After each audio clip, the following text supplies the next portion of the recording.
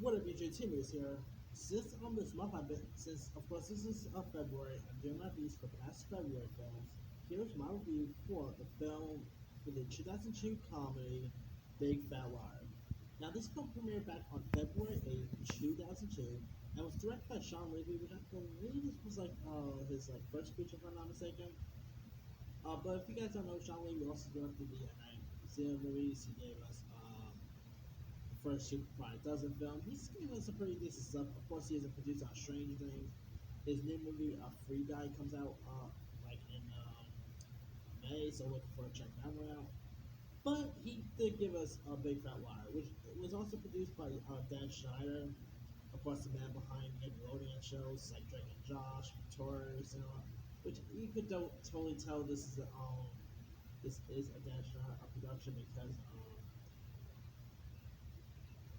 because you literally got a couple of Nickelodeon stars in this, like most notably Amanda Bynes is in this. You had Kenan Thompson and Ken Mitchell is in this. So you get a couple of Nickelodeon heavy players in this film. Anyway, so now in Freaking Fella, it also stars Frankie Muniz, Paul Giamatti, and in it features Paul Giamatti as a struggling movie producer named Marty Love, who is in town to visit the set of his new film, but he ends up having a car accident with this young kid named Jason Shepard, played by Frank Muniz, from Malcolm in the Middle fame. And so Wolf ends up giving him a ride to giving the kid a ride to school and all. But Marty ends up actually looking pretty much taking Jason's essay like English paper that he wrote for school and all, and he decided to actually pretty much use the paper, which is simply titled Big Fat Liar, and turn that into a feature film. And so Jason and his friend Kaylee, played by Amanda Ryan, needs to travel to LA to get what to admit to pretty much admit the truth and all. And of course, this film is I always quite like Big Fat Liar. It's a really funny, hilarious film. Frankie Muniz and Amanda Bynes were like this was actually the film that really put Amanda Bynes in the film market because of course she was always best known for like all that, the Amanda Show and all. And Amanda Bynes was man, it's such a shame she doesn't do it anymore because I've always loved Amanda Bynes from Hairspray to the Amanda Show. Amanda Bynes is just the best. And anyway, you also had some like Paul Giamatti. This was actually the movie that introduced me to Paul Giamatti. By the way, I know of course he ended up doing stuff like Sideways, Amazing Spider-Man 2, and all. But this is seriously the film that literally introduced me to who Paul Giamatti was, and Paul Giamatti was awesome. And of course, the way Jason tries to take Giamatti down, like with the blue paint stuff, was hilarious. Uh, Not to mention, you also had Donna Faison was also in this. You had Lee Majors, Keenan and Cal even both appear in this film, so there's that too.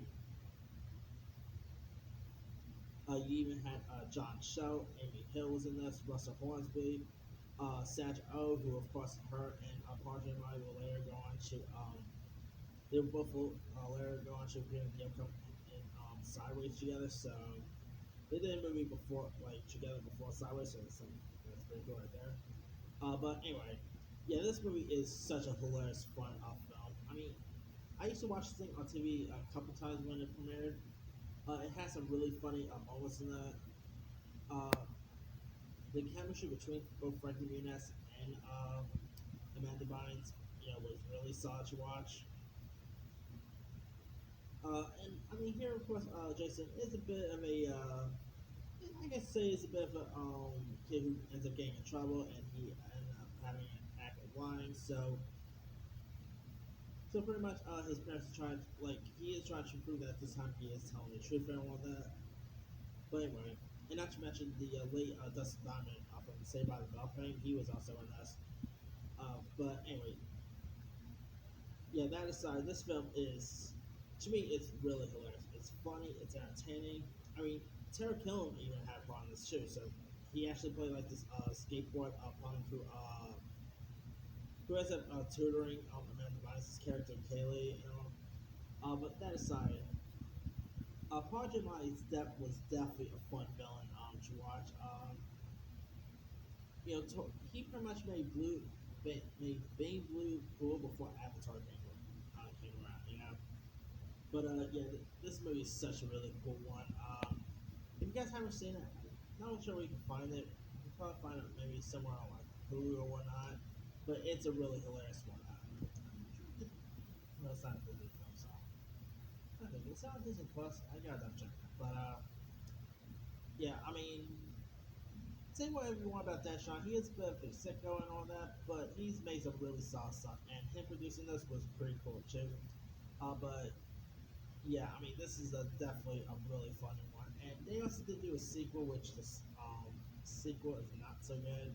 It was like a home video thing. But that aside, if you guys have never seen Big Fat Liar, do yourself a favor, go watch it. Jimmy is one of my, it's probably one of my favorite comics of 2002. It's hilarious, it's funny, it's very heartfelt. Paul Giamatti, like, he's Paul Giamatti, he's always great. But yeah, definitely go check out Big Fat Liar if you guys haven't seen it. Anyway, let me leave you guys. Have you ever seen Big Fat Liar? If so, what's your story? Were you a fan of it? Were you not a fan of it? What are some favorite parts in it? Some of your favorite moments? Drop comments below. Don't forget to like, subscribe, hit that bell for more notifications. This is Simu sign off.